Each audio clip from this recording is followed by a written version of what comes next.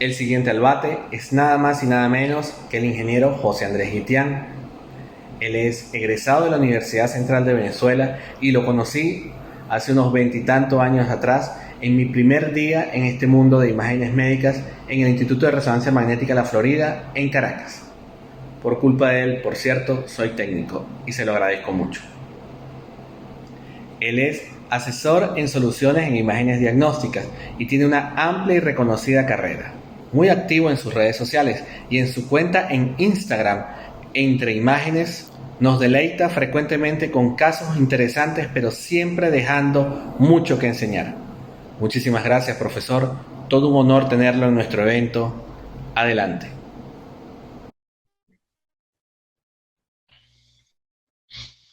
Hola, buenas tardes. Mi nombre es José Andrés Guitián. Soy el gerente operativo de sede de Las Mercedes y también tenemos una página en Instagram que se llama Grupo Entre Imágenes y nos pueden seguir por ahí. Entonces, encantado de estar con ustedes.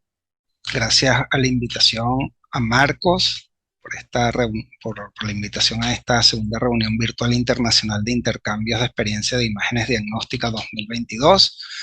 Nuestra charla de hoy son soluciones imagenológicas en eventos cerebrovasculares. Como dijo el gigante del sur, el tiempo es arena en las manos, ¿no?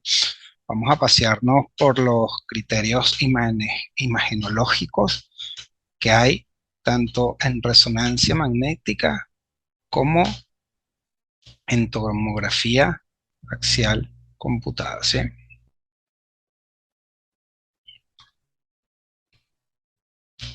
Nuestro temario, tenemos los objetivos, soluciones disponibles, protocolo de trabajo con resonancia magnética, que es la penumbra isquémica, los procesos, protocolo de trabajo por tomografía, variables y criterios importantes a considerar en la técnica por tomografía y las conclusiones. Los objetivos, realizar una actualización sobre técnicas, criterios, conceptos disponibles en los protocolos de stroke, mostrar los fundamentos de la perfusión tanto en resonancia y tomografía y la importancia en dichos protocolos,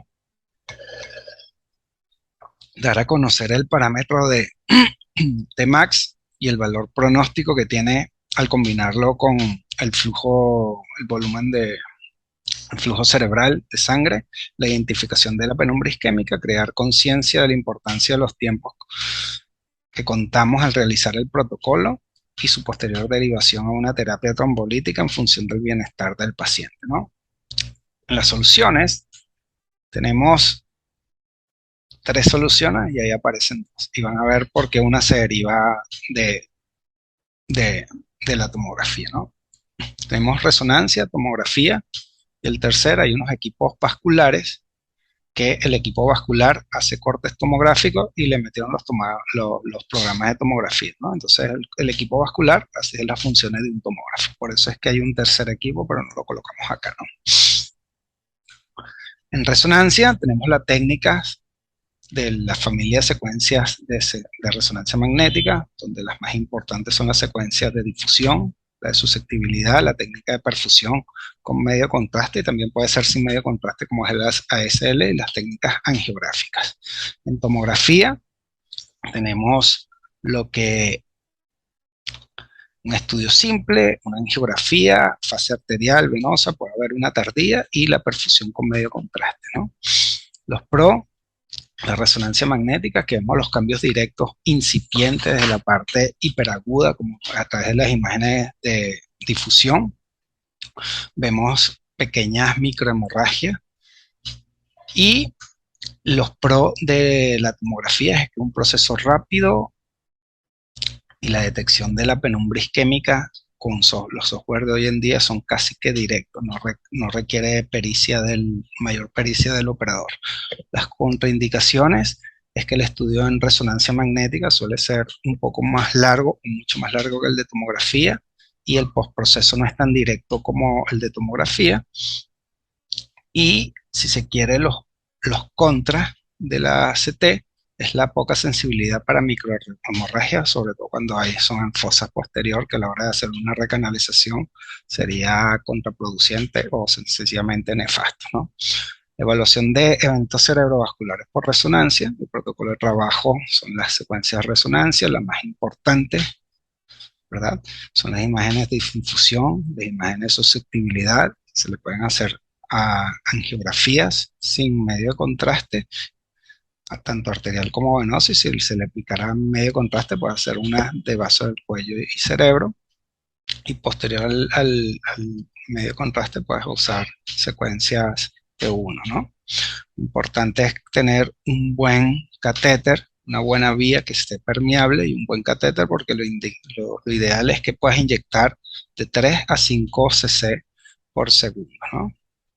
Aquí vemos según el calibre, el caudal que podemos inyectar, ¿no?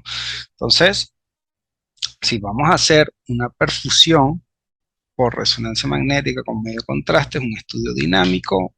El medio contraste simula la sangre, acorta el efecto T2 y luego pasamos a la estación de trabajo para tener los resultados.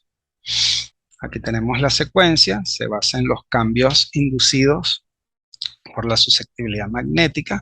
Esto quiere decir que el medio contraste disminuye o acorta el efecto T2, lo cual hace un decrecimiento en la intensidad de la imagen. Y aquí vemos que cuando el medio contraste, aunque este no es el caso de un evento cerebrovascular, pero sirve para demostrar las curvas de volumen, vemos que cuando entra el medio contraste, al caer la intensidad señal, baja la curva, y al salir el medio de contraste, recuperar la intensidad señal, sube la curva, ¿no?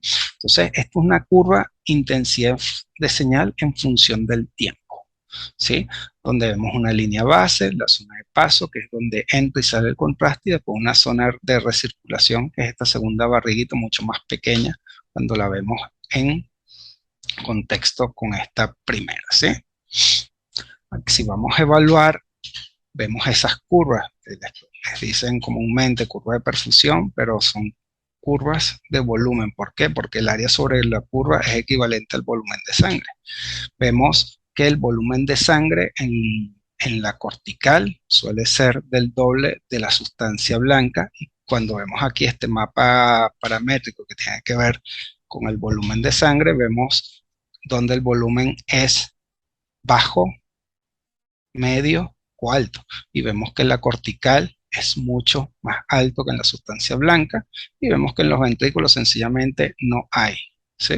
Cuando nosotros colocamos un ROI, este ROI rojo, ¿verdad? En la sustancia blanca vemos aquí el flujo, y si lo comparamos con la cortical, vemos que la curva es mucho más pronunciada, el flujo de sangre es mucho mayor, y si lo ponemos al ventrículo, vemos que la intensidad de señal es mayor, por eso parte desde acá arriba, pero es completamente la curva horizontal por ausencia de flujo. Entonces, esa es la interpretación que tenemos de las curvas.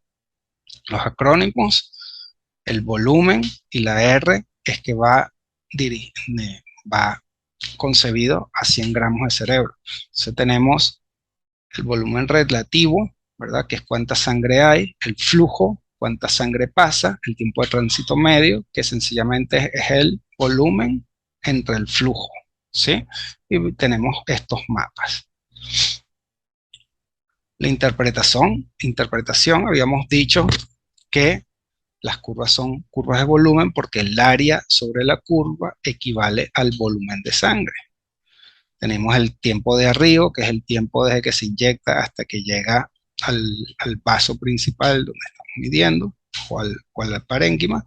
El tiempo de tránsito medio, que es el volumen sobre el flujo, ¿verdad? Y el time to peak, que es desde que se inyecta el medio contraste hasta donde el pico o deflecta de forma máxima la curva, ¿no? También hay unos software de algunos equipos que hacen una deconvolución, y las curvas de perfusión en resonancia, en vez de verse hacia abajo, salen hacia arriba. La parte interesante cuando se aplica este software, que todas las curvas salen de la misma línea base, no es una curva de intensidad señal en función del tiempo, ¿no? Entonces vamos a ver algunos casos. Vamos a ver, antes de ver los casos, lo que es la zona de penumbra isquémica, la subzona de penumbra isquémica, es una zona afectada que aún, ¿verdad? Si se le aplica una recanalización adecuada, esta zona afectada puede recuperarse, ¿no? Es la zona que se encuentra entre la vida y la muerte. Vemos que el cerebro humano necesita 800 mililitros de sangre por minuto, que equivale a aproximadamente al 15% del gasto cardíaco para cumplir sus exigencias metabólicas, ¿no? Aquí vemos unas imágenes FLAIR, vemos una alta intensidad de señal. Aquí vemos una fusión de imágenes donde la difusión tiene el mapa DC, una zona de restricción ADC bajo, y aquí una angiografía donde vemos que del lado derecho del paciente no vemos la cerebral media, o sea, probablemente hay un problema en la carótida interna del lado derecho que produce el evento isquémico que vemos acá, ¿sí? Vemos que de ese mismo caso, vemos el mapa de volumen y el del tránsito medio. Vemos que el mapa de volumen equivale, es muy parecido a la imagen de la difusión. Vemos que está acá y si lo vemos contra la parte contralateral normal. Fíjense qué interesante cuando vemos el mapa de tiempo de tránsito medio, que el área afectada es mucho más extenso. Entonces, para extensión, ver el alcance de lo que pudiera ocurrir, los mejores mapas son los del tiempo. Ver dónde está el daño in situ, ¿verdad? Como tal, lo mejor es la difusión y los mapas de flujo y volumen. Cuando ponemos ROI, vemos en la zona normal, vemos esta zona baja, sube esta área es el volumen, y cuando vemos esta zona afectada, vemos esta otra curva. ¿Sí? Vemos que esta curva es mucho más larga, achinchorrada, que nos quiere decir que el tiempo de tránsito medio, que generalmente es de 4 a 5 segundos, aquí se pudiera estar en 8, 10, 20, 30, puede estar aumentando un factor hasta de 8, ¿no? Es increíble.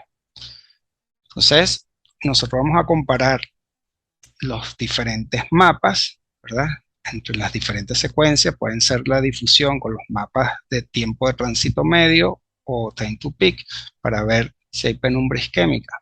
Si vemos que el área de la difusión o el área de la imagen de volumen es mayor o igual que la del tiempo de tránsito medio, es que no hay penumbra isquémica.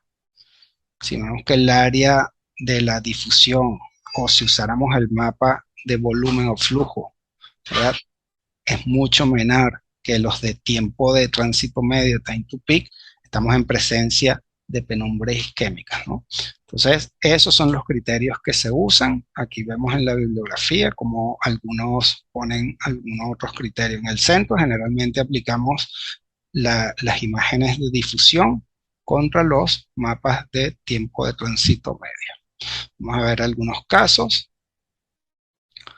Un paciente que se le realizó el estudio, ¿verdad? Vemos una zona con zona de restricción de la difusión. En los mapas de tiempo de tránsito medio vemos que el área afectada es mucho mayor que el área de la difusión. Vemos que hay una zona de penumbra isquémica. Cuando hacemos las curvas, vemos que la curva, ¿verdad?, el volumen está disminuido y a su vez está desplazado en tiempo, está aumentado contra la zona contralateral.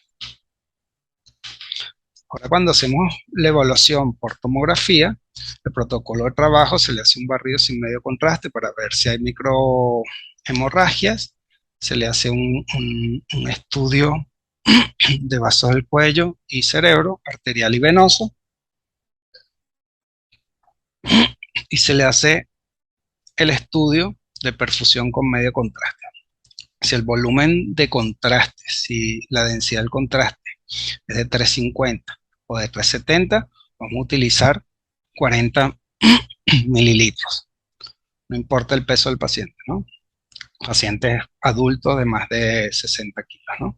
Si el volumen de contraste, la concentración, perdón, es de 300 320, se van a utilizar 50 mililitros. Hay que tener en cuenta que la contraindicación es una reacción severa al medio contraste, porque estamos contando con con la ventana terapéutica es muy rápida y estos pacientes van a llegar a emergencias, generalmente no van a tener urea y creatinina y ni siquiera puedes pedirle si el seguro va a aprobar o no el estudio. Tiene que entrar de una forma directa porque tenemos que ganar el tiempo. Tomen nota de estos tips. Si cambia la velocidad de inyección, es necesario ajustar la duración del tiempo de adquisición para asegurarse de adquirir la pasada arterial completa del bolo de contraste. A medida que disminuye la concentración del contraste, es necesario aumentar el volumen para lograr un realce de contraste similar. Entonces hay que tomar en cuenta esos tips. El principio, igual que el de resonancia, es un estudio dinámico, se utiliza el medio de contraste como vehículo de la sangre, pero en vez de bajar la intensidad de señal, aquí aumenta la densidad y luego se postprocesan los resultados para tener los diferentes mapas. Aquí vemos el estudio dinámico y vemos que las curvas van a salir hacia arriba porque son curvas de densidad en función del tiempo. Cuando entra el medio de contraste vemos cómo empieza a aumentar la densidad y por eso las curvas van hacia arriba. Tenemos la línea base, la zona, el primer pico, primer paso y la zona tardía.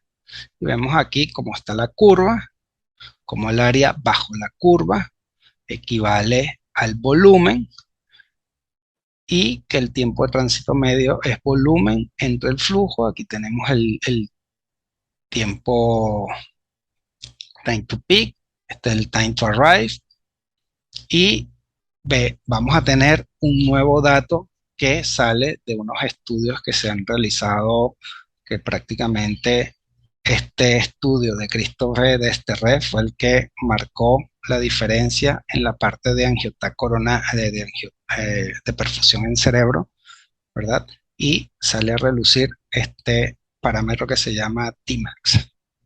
Entonces el tiempo máximo es el retraso, el delay que tarda la sangre cuando va desde un gran vaso, del vaso principal, hasta el parénquima. Eso es el tiempo máximo, el tiempo máximo, ¿no? Y en este estudio vemos que el tiempo máximo y el flujo es un predictor para realizar la perfusión de forma temprana. Fíjense aquí este mapa, como ves, a medida que el tiempo es mayor, mejores son los resultados. ¿Sí? Esto sería lo que es un diagrama de flujo de los pacientes que van a un estudio de stroke, ¿verdad? Hay que ver los síntomas y los signos, tener en consideración los criterios de exclusión, tiene que ser una clínica que esté entrenada, se le hace una angiotac para ver si hay hemorragias. Si hay hemorragia, no hay más nada que hacer, tratamiento neuroprotector. Si no hay hemorragia, ¿verdad? Se le hace una angiografía arterial y venosa, se pueden evaluar los aspects, ¿verdad? Ya vamos a ver qué es eso. Se le hace la perfusión con medio contraste y si los mapas de tránsito medio son mayores que lo del volumen o flujo, ¿verdad? Hay penumbra isquémica y se le toma en consideración la terapia tromboembolítica, puede ser química, mecánica, mixta, y el seguimiento pudiera ser por resonancia magnética antes de las primeras 24 horas, o si no tienen, puede ser por tomografía, pero lo ideal es que sea por resonancia magnética, consecuencia de susceptibilidad y difusión y el resto de la secuencia, ¿no? Cuando vemos los criterios ASPET, sencillamente son para obstrucciones de la arteria cerebral media. Dividimos el cerebro en 10 puntos, ¿verdad? Se sustrae un punto por cada región donde se aprecia un cambio isquémico precoz, una hipoatenuación, un efecto de masa local, y una puntuación menor o igual a 7 se asocia a morbilidad elevada y mala recuperación funcional, ¿sí? Eso es uno de los criterios que existe. Y vamos a ver unos casos. Este caso vemos fue cedido y fue realizado en el Hospital de Clínicas Caracas. Vemos este estudio, vemos aquí una hiperdensidad en la cerebral media del lado izquierdo del paciente y también vemos cómo hay borramiento de los surcos. Fíjense lo que sería la parte normal con esto cuando se le hace la angiografía con medio contraste. Vemos aquí la oclusión de la cerebral media y vemos el estudio de perfusión que con los diferentes mapas, flujo, volumen y tiempo de tránsito medio.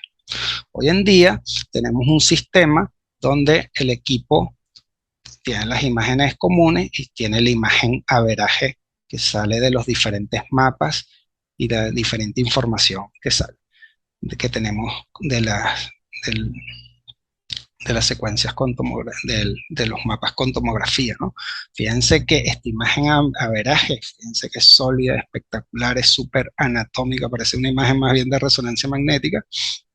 Y cuando vean, fíjense los surcos de este lado y fíjense de este lado cómo están borrados completamente. Aquí se le hizo el protocolo y tienen las imágenes de volumen, flujo, hay como 7, 8 mapas diferentes, pero lo interesante es que aquí tenemos el de flujo, el de volumen, flujo y el Tmax, y te da este mapa donde vemos los problemas de flujo y la parte de los tiempos, y estamos viendo la diferencia entre los dos, es la parte de la penumbra isquémica, lo podemos medir, y fíjense qué interesante, el tiempo de tránsito medio normal sería de 7 segundos, y donde está la lesión, el promedio es de 32. Está aumentado en un factor de 4. Increíble, ¿no? ¿Qué criterios se usan para generar estos mapas de penumbra isquémica? Porque salen de forma automática. Fíjense en este caso la lesión tiene una extensión de flujo y volumen parecida a la del tránsito medio, donde llegó su máximo, prácticamente hay un match y no hay zona de penumbra isquémica. Y en este otro caso tenemos que aquí en las imágenes de volumen y de flujo vemos localizado aquí, y con el Tmax lo vemos aquí a todo lo largo y vemos la diferencia, y aquí hay penumbra isquémica. ¿Cómo calcula eso? Bueno, el equipo tiene un umbral, y el umbral que trae por default el equipo es que el Tmax sea mayor o igual de 7 segundos y el flujo esté disminuido, sea menor o igual a un 20%. Y cuando arrancas a hacer el proceso, ¿de dónde arranca ese 20%? Tú colocas la simetría del equipo y el equipo compara el volumen de una zona con respecto al otro, y en donde tenga ese volumen lo calcula. Y el Tmax sale del cálculo interno del software por una deconvolución del sistema que usa. Entonces, vemos aquí sencillamente la zona donde tengo el volumen, el flujo y el Tmax, y veo la diferencia entre los dos es la zona de la penumbra isquémica. Pero ¿por qué esos datos están ahí? ¿De dónde salió esa información? Esa es la pregunta del $1.000.000. Entonces vemos que del estudio de este RE, vemos que él agarró, hizo estudios y lo dividió entre pacientes que tuvieron eventos isquémicos, los primeros dentro de 180 minutos, 6 por 3, 18, antes de las 3 horas y posterior a las 3 horas. Y una vez que se les hizo el estudio, los que fueron perfundidos dentro de la hora y media siguiente o entre la hora y media y la tercera hora. O sea, estamos hablando de umbrales, en este caso, ¿verdad?, de hasta 6 horas. Y vemos que los tiempos que se usaron, los valores que se usaron fueron Tmax, flujo y volumen. Y estos casos fueron para casos posteriores a 3 horas. ¿Qué fue lo interesante de este estudio? Es que el estudio dio que lo importante no era el tiempo offset donde ocurrió el evento isquémico, sino dependía más bien de los parámetros que daban al hacer el estudio de la perfusión, que tenían que ver con el Tmax y el volumen. Todos aquellos donde el umbral de volumen era adecuado y el Tmax era mayor de 10, los resultados fueron excelentes y fueron los pacientes que fueron a hacerse una reperfusión. Ese estudio fue reconfirmado recientemente por este otro grupo y por eso es la aplicación tan maravillosa y por eso sigue creciendo la aplicación por tomografía, porque un estudio rápido y que no requiere de mayor experticia del operador. ¿Por qué? Porque los resultados salen de forma automática. Las conclusiones: la resonancia magnética y la tomografía con perfusión son las técnicas ideales para hacer una evaluación en pacientes con eventos cerebrovasculares, sobre todo en la parte hiperaguda y aguda. Los centros deben contar con personal capacitado para la ejecución precisa del protocolo, desde la cajera. La cajera no puede pasar la imagen para ver si llamar al banco, si pasa el CELE, no pasa el CELE, porque ahí en esos 40, 50 minutos que se le fue la ventana terapéutica. No puedes pedir urea creatinina, entonces por eso hay que buscar la indicación si el paciente tiene antecedentes de que sea alérgico al yodo, porque tiene que pasar directamente, entonces hay que hacer, el tiempo es valioso. El valor de Tmax y de flujo son vitales en la identificación de la penumbra isquémica. La imagen de difusión es la técnica más sensible en la detección de eventos cerebrovasculares hiperagudos. Y aquí marcan en amarillo. Estudios recientes han demostrado que los umbrales de tomografía, perfusión por tomografía asociados con el infarto dependen principalmente de los resultados de la tomografía, la reperfusión y no del tiempo inicio del ictus. El tiempo es arena en mis manos, por eso el tiempo es vital. Muchas gracias, espero que ha sido de su agrado. Cualquier consulta nos pueden escribir en nuestro Instagram de grupo Entre Imágenes y nos pueden seguir por allá. Gracias totales y que tengan una excelente tarde.